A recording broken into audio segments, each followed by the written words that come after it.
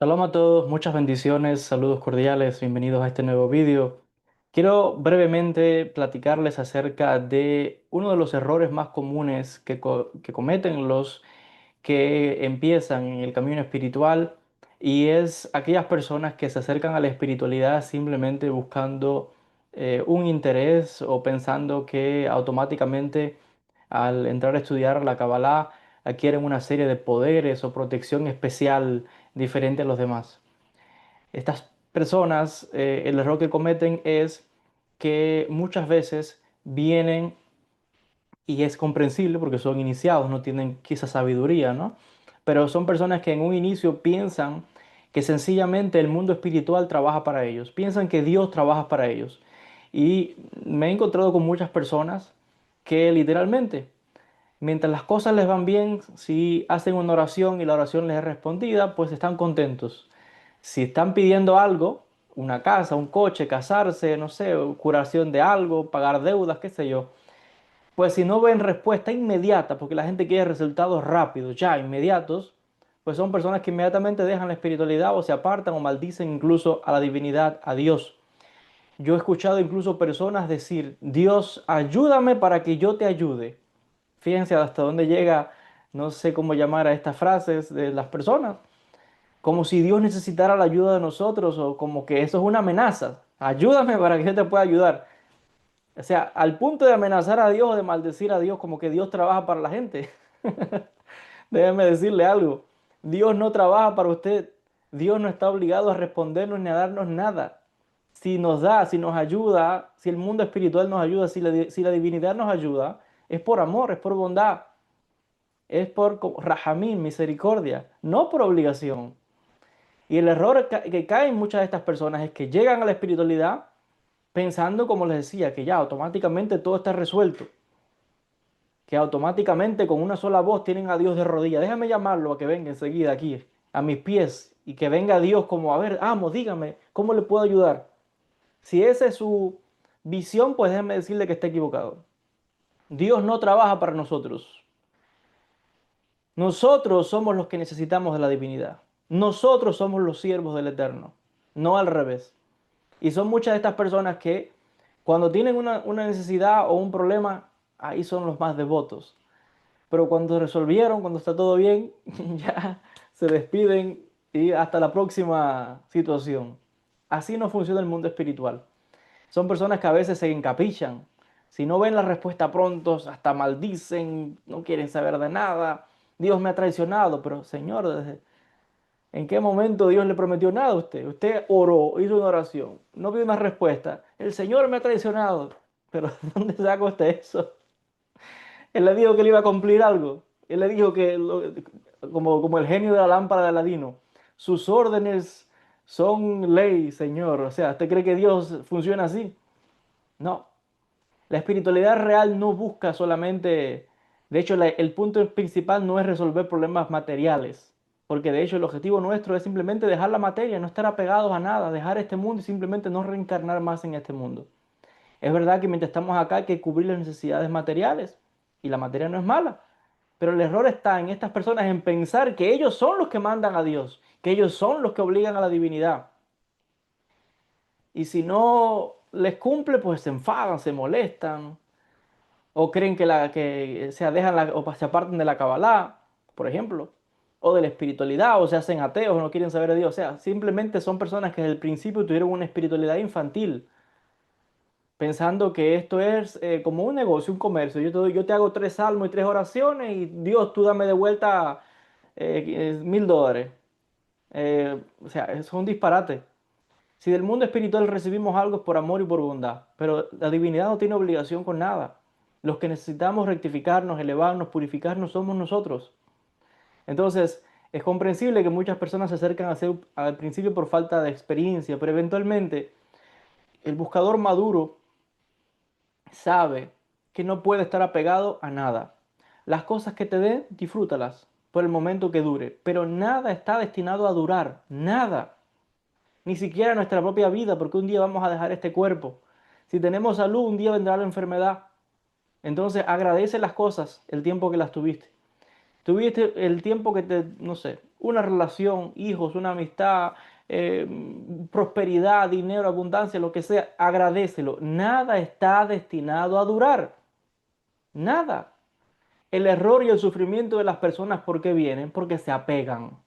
Se apegan a la pareja, así, ay, ¿por qué pasó? Que si el divorcio, que yo era feliz y de repente todo se acabó. Señores, nada es de repente, nada está destinado a durar. El tiempo que duró, bendecido sea. El sufrimiento viene porque la gente se apega, el apego es lo que causa el sufrimiento, porque la gente quiere poseer a los demás, quiere poseer a los amigos, quiere poseer a la mujer, quiere poseer al hombre, quiere poseer a los hijos, quiere poseer todo, hasta Dios lo quiere poseer. Como las religiones que van por ahí creen que tienen a Dios en el bolsillo. Y si no se convierten en la religión de ellos, pues atacan a todo el mundo. Es como que están jugando. Aquí lo tengo yo, lo tengo yo. ¿Usted cree que Dios, que la lámpara, que usted lo trae en una botella donde quiera? El apego es lo que causa el sufrimiento de las personas. Apego al dinero, apego a una relación, apego a una amistad, apego a una creencia, apego hasta este cuerpo. El místico que está en un nivel elevado sabe que ni a este cuerpo nos podemos apegar, porque este cuerpo no somos nosotros. Somos un alma que está en este cuerpo, pero este cuerpo no nos pertenece y un día lo vamos a dejar. ¿Por qué sufre la persona que tiene miedo a la muerte, que tienen miedo? Porque se aferran a todo. El místico real tiene que soltar y no puede realmente entristecerse que si pierde algo. Aquí nadie pierde nada.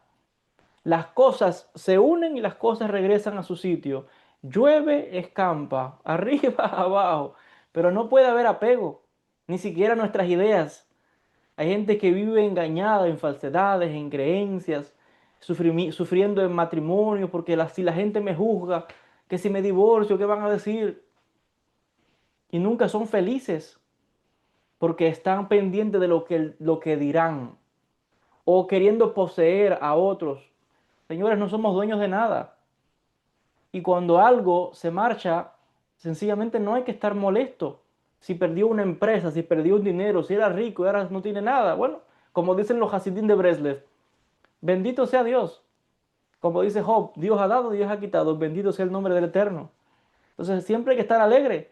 Hay que agradecer el tiempo que estuvo. Y cuando no está ya, perdió el dinero, no es más nada. Estuvo casado, se separó. Bueno, ya se acabó. No somos dueños de nada, ni siquiera de nuestra vida. Ahora, para llegar al entendimiento de lo que yo estoy explicando no es tan sencillo, no es que yo me levanté un día y de repente tengo todas estas ideas, no. Es un proceso de refinamiento, de estudio, de meditación por años, toda una vida y muchas reencarnaciones para llegar a un entendimiento, no solamente de que lo entiendo mentalmente, lo que quizás yo pueda estar explicando ahora, es que sencillamente lo vives y cuando realmente lo vives, estás en un estado de paz constante. Hay momentos en que puedes, no sé, tener un estrés, algo, una situación, un problema de economía, debes un dinero, qué sé yo, una enfermedad, algo, pero es momentáneo. Eventualmente la persona vuelve a su estado de equilibrio constantemente y ese es el ideal. Una persona así pasa toda su vida feliz porque sencillamente no tiene nada de qué se va a quejar. Como dicen los Hasidim, tengo una enfermedad, Baruch Hashem, bendito sea. Perdí todo el dinero, Baruch Hashem, bendito sea. Un divorcio, Baruch Hashem, bendito sea. Los Hasidim lo tienen claro, los maestros hasídicos. Hay que agradecer a Dios por todo, en las buenas y en las malas. El error donde está en apegarse. Claro, eventualmente, y por eso yo puedo comprender o puedo decir, esto son cosas de principiantes, los que están en esta descripción que yo estoy dando. Eventualmente, como decía, no es estudiar un libro y que memorizar las palabras que yo estoy diciendo. No, eso no es memorizarlo, eso es vivirlo, sentirlo, realizar esa espiritualidad. Y cuando vengan las dificultades, yo les puedo asegurar con toda certeza que nada los va a mover, nada. Momentáneamente sí, alguien puede experimentar un dolor, una situación, pero inmediatamente vuelve a su estado de paz y de shalom completo, porque sencillamente suelta. No se preocupa por nada, no se ofende con nada, deja las cosas pasar. Le ofenden, lo insultan, como si con uno no fuera, como dicen los sabios, ni la alabanza ni la crítica me ofende. Entonces, esa persona es feliz y eso es lo que hay que aprender, a soltar, a no apegarse a nada y a entender que nada nos pertenece y que nada está destinado a ser eterno. que no venimos a la espiritualidad a resolver solamente, a que nos ayuden en el mundo material, como vienen muchas personas. Que vuelvo a decir, no está mal buscar esa ayuda. Lo malo es apegarse y sufrir si no los dan. El que viene, que quiere hacer un salmo, un rezo, porque se quiere casar, que está soltero, estoy desesperado rápido, que ya tengo una edad, que siento... Señores, calma. ¿Qué edad ni qué edad? En otra vida tendrá hijos. Además, todo eso es una ilusión. Entonces, cuando uno tiene un nivel espiritual, no se apega a nada de esas cosas. Pues sencillamente el mal no puede hacer mella porque ya la persona ha aprendido. También para llegar a este entendimiento, las almas se han depurado y han pasado por muchas encarnaciones con mucho sufrimiento hasta que llegan ellas mismas a ese entendimiento. Nadie puede convencer a nadie. Uno tiene que vivir en carne propia todas estas cosas para que eventualmente darse cuenta que no vale la pena preocuparse por nada. No vale. Hay gente que pasa toda la vida amargada, peleando, molestando, insultando, guardan rencor a los demás, se ofenden por todo, atacan. ¿Por qué? Si al final vamos a dejar este mundo, todo eso es un karma que estás acumulando por gusto. En un nivel profundo de verdad, los grandes místicos, eventualmente cuando esas almas vienen a la tierra, se apartan de la sociedad, se apartan de las personas. Tienen amistades, pero llevan una vida en solitario o solitaria porque sencillamente ya no soportan la sociedad ni las personas porque quieren estar solos. Usted quiere ahorrarse problemas, apártese de la gente. Esa es la verdad. ¿Por qué? Porque ¿en dónde viene el sufrimiento? Querer controlar a los demás.